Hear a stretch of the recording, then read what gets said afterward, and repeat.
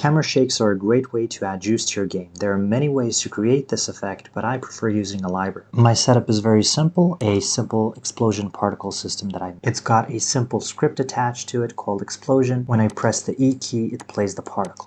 At the moment, of course, there is no screen shake. We're just about to add that. We're going to use the Smooth Camera Shaker by First Gear Games. So go ahead and import it. You don't have to use the demo folder. All we have to do now is go to our main camera and attach the camera shaker script. I'm going to leave everything at default. And now we're going to create the shake data asset for the explosion. As you can see, there are a ton of options to play around with. I'm just going to change the duration to 1. And now in the explosion script from earlier, I'm going to import First Gear Games Smooth Camera Shaker. And then I'm going to create the shake data variable. And I'm just going to call camera shaker handler.shake and pass the shake data. Back in the editor, we assign the shake data to the variable, and that's it. Since this is a scriptable object, you can tweak the settings while in play mode and quickly test out your camera shake. As you can see, this is very powerful. You can easily swap out the scriptable objects at any time. You have a lot of options to play with, and you can call the camera shake from anywhere in your code.